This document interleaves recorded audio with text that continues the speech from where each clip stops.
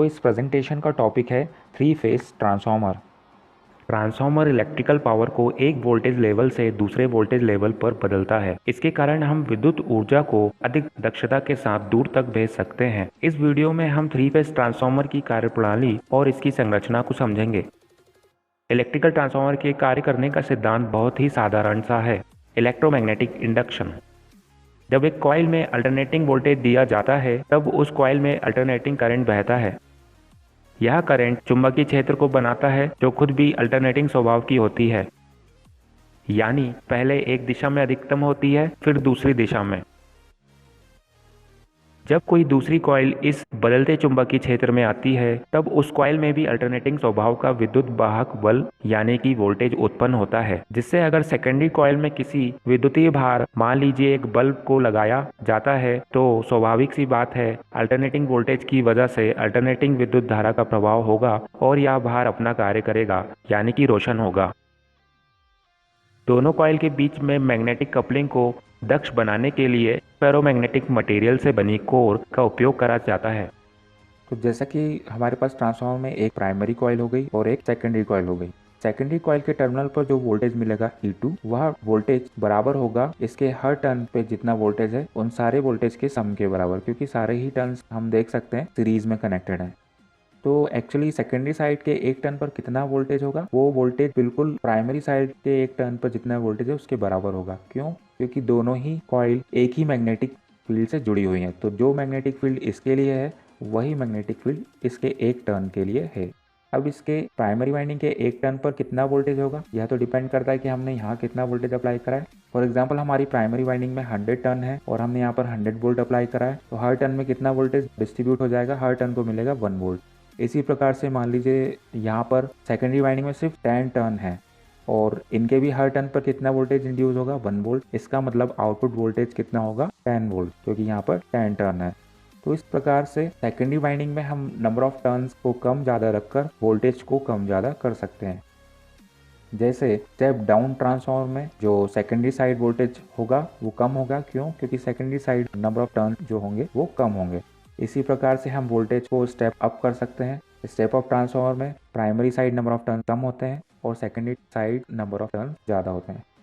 अब यहाँ पर हम देख सकते हैं जितनी एनर्जी हम इस कॉइल को दे रहे हैं उतनी एनर्जी इस कॉइल में ट्रांसफर हो रही है इलेक्ट्रोमैग्नेटिक इंडक्शन के थ्रू। इसका मतलब यहाँ पर लॉ ऑफ एनर्जी कंजर्वेशन लागू होगा, मतलब जितनी एनर्जी इनपुट होगी उतनी ही एनर्जी आउटपुट होगी, क्योंकि इसके अलावा कहीं और से एनर्जी इसमें नहीं आ रही है। तो अगर एनर्जी इनपुट एनर्जी आउटपुट के बराबर है तो हम लिख सकते हैं इसका मतलब अल्टीमेटली एनर्जी किसके बराबर है, पावर मल्टीप्लाइड बाय टाइम। इसका मतलब टाइम तो दोनों के लिए ही कॉमन है, तो हम कह सकते हैं input power is equals to output power होगी। तो यहाँ पर जो पावर है वो इलेक्ट्रिकल पावर है, तो इलेक्ट्रिकल पावर को हम सिंप्लीफाइड वे में लिख सकते हैं V इंटू आई।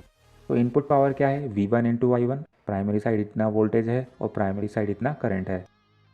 और सेकेंडरी साइड कितनी पावर है, आउटपुट पावर जो है वो सेकेंडरी साइड कितनी है, V2 इंटू I2। यानी सेकेंडरी साइड कितना वोल्टेज मिल रहा है मल्टीप्लाइड बाय सेकेंडरी साइड कितना करंट फ्लो हो रहा है। तो इसका मतलब हमें ये रिलेशन मिल गया V1 upon V2 is equals to I2 upon I1।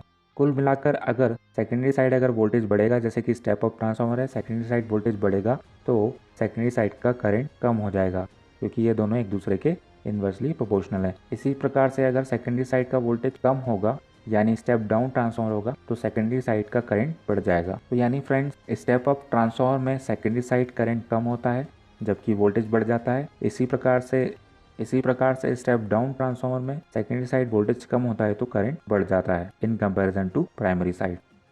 अभी तक जो हमने समझा वो सिंगल फेज ट्रांसफार्मर के लिए था, जबकि थ्री फेज ट्रांसफार्मर ऐसे ही 3 ट्रांसफार्मर को जोड़कर बनता है। लेकिन थ्री फेज ट्रांसफार्मर के लिए जो कोर होती है वो कुछ अलग प्रकार से होती है। उसमें 3 लेग होती हैं जिन्हें लिम्ब्स भी बोलते हैं।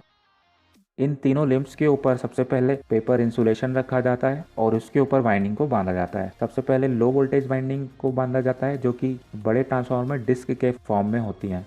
फिर लो वोल्टेज वाइंडिंग को बांधने के बाद उसके ऊपर हाई वोल्टेज वाइंडिंग को वाउंड करा जाता है। हाई वोल्टेज वाइंडिंग को कोर से दूर रखा जाएगा, यानी पहले लो वोल्टेज वाइंडिंग को रखा जाएगा फिर हाई वोल्टेज वाइंडिंग को रखा जाएगा। फाइनली ऊपर वाली लिम्ब को लगाने के बाद अब यहाँ पर जो लो वोल्टेज वाइंडिंग है, तो लो वोल्टेज वाइंडिंग मतलब हाई करंट, तो इसके लिए आप इसके लिए जो कंडक्टर का साइज होगा वो ऑब्वियसली ज़्यादा होगा, क्योंकि इसमें ज़्यादा करंट होगा इसलिए कंडक्टर का क्रॉस सेक्शन ज़्यादा होगा। इसी प्रकार से high voltage winding means low current, तो यहाँ पर जो कंडक्टर का साइज होगा वो काफ़ी थिन होगा as compare to low voltage side. अब हमारे पास यहाँ पे 3 वाइंडिंग है, 3 लो वोल्टेज वाइंडिंग है, तो हम इन 3 वाइंडिंग को या तो स्टार में कनेक्ट कर सकते हैं या डेल्टा में कनेक्ट कर सकते हैं। इसी प्रकार से हमारे पास 3 हाई वोल्टेज वाइंडिंग है। इन हाई वोल्टेज वाइंडिंग को भी हम या तो स्टार कनेक्शन में कनेक्ट कर सकते हैं या डेल्टा कनेक्शन में हम कनेक्ट कर सकते हैं। तो इस प्रकार से ट्रांसफार्मर में 4 प्रकार के कॉम्बिनेशन पॉसिबल हैं, यानी star star, star delta, delta star, delta delta. जैसे कि हमारे पास ये हाई वोल्टेज वाइंडिंग है, डेल्टा में कनेक्ट करा गया है। डेल्टा में कैसे कनेक्ट करा गया है, यहाँ पे ये जो 2 कॉइल हैं, इन दोनों के इन सिरों को आपस में ज्वाइन करके यहाँ से एक कनेक्शन निकाल लिया, फिर इन दोनों कॉइल के इन सिरों को ज्वाइन करके यहाँ से एक कनेक्शन निकाल लिया, और फिर ये फर्स्ट और लास्ट कॉइल के एंड्स को कनेक्ट करके ये एक कनेक्शन निकाल लिया। तो हमारी हाई वोल्टेज वाइंडिंग डेल्टा में कनेक्ट हो गई। लो वोल्टेज वाइंडिंग को हम यहाँ पर देख सकते हैं कि स्टार में कनेक्ट करा गया है। उसके लिए क्या करा है, तीनों लो वोल्टेज वाइंडिंग के एक एक टर्मिनल को लेकर एक कॉमन पॉइंट पे कनेक्ट कर दिया है। ये हमारा न्यूट्रल पॉइंट निकल गया और इसको हमने बाहर ये बुशिंग्स के थ्रू निकाल लिया है। और इसी प्रकार से तीनों कॉइल के जो बाकी सिरे हैं ये एक एक बुशिंग के थ्रू ट्रांसफार्मर से बाहर आ जाएंगे। इस प्रकार से ये दोनों कॉइल आपस में फिक्स्ड हैं और लो वोल्टेज वाइंडिंग के लिए ये स्मॉल साइज की बुशिंग्स हैं और हाई वोल्टेज वाइंडिंग के लिए ये बिग साइज की बुशिंग्स हैं। तो यह ट्रांसफार्मर जो है ये स्टार डेल्टा ट्रांसफार्मर है। इसमें लो वोल्टेज साइड स्टार कनेक्शन है और high voltage side delta connection है। इस प्रकार का ट्रांसफार्मर जनरेटिंग स्टेशन के पास इंस्टॉल होता है, जहां पर जनरेटर साइड यानी लो वोल्टेज साइड स्टार कनेक्शन होता है और ट्रांसमिशन लाइन के साइड यानी high voltage side delta connection होता है, क्योंकि वहां पर हमें सिर्फ 3 लाइन वायर को ही आगे कंटिन्यू लेकर जाना है, न्यूट्रल को ले जाने की ज़रूरत नहीं है।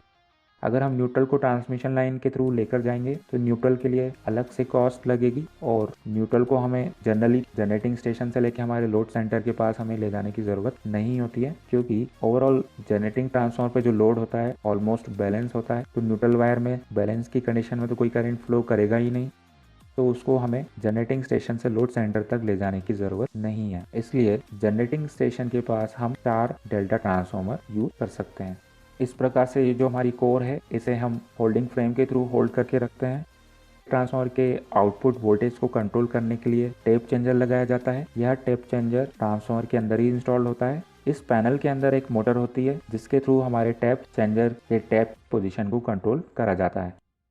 अभी हमने जो कनेक्शन समझा वो बहुत सिंपल फॉर्म में समझा। एक्चुअली हाई वोल्टेज साइड जो कनेक्शन होते हैं वो टैप चेंजर के थ्रू होते हैं, उनका कनेक्शन थोड़े से टिपिकल होते हैं। यहाँ पे हम देख सकते हैं इस टैप चेंजर के थ्रू कैसे कनेक्ट करा जाता है। इसके लिए आप हमारे सेपरेट वीडियो में जाकर उसके कनेक्शन को समझ सकते हैं।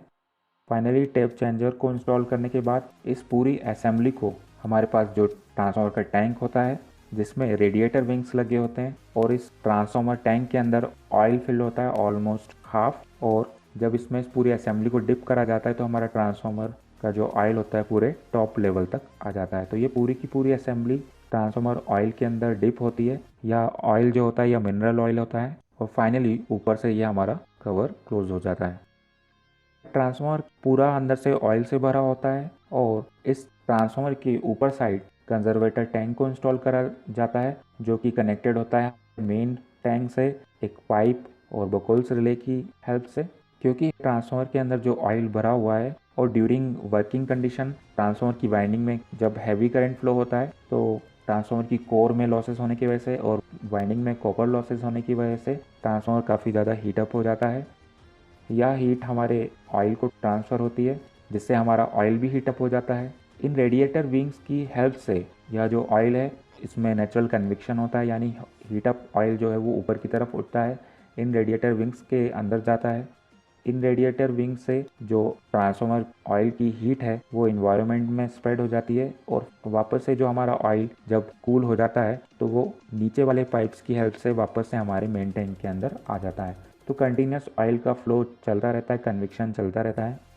लेकिन इस प्रोसेस में ऑयल हीटअप तो होता ही है, तो जिसकी वजह से हमारा ऑयल जो है वो एक्सपांड होता है, फैलता है। कोई भी चीज़ जब गर्म होती है तो वह एक्सपांड होती है और लिक्विड का एक्सपांशन होता है वो काफ़ी ज़्यादा होता है। इसकी वजह से हमारा ट्रांसफार्मर के अंदर बहुत ज़्यादा प्रेशर क्रिएट हो सकता है और हमारा ट्रांसफार्मर टैंक जो है वो बर्स्ट हो सकता है। उसके लिए हमने देखा कि यहाँ पर हमारा कंजर्वेटर टैंक होता है जिसमें ऑयल का लेवल जनरली कम होता है और ऊपर वाले पार्ट में एयर होती है। जब हमारा ट्रांसफार्मर फुल लोड पे होता है तब उसके अंदर काफ़ी ज़्यादा हीट जनरेट होती है और हमारा ऑयल का जो एक्सपांशन होता है इस कंजर्वेटर टैंक के अंदर होता है।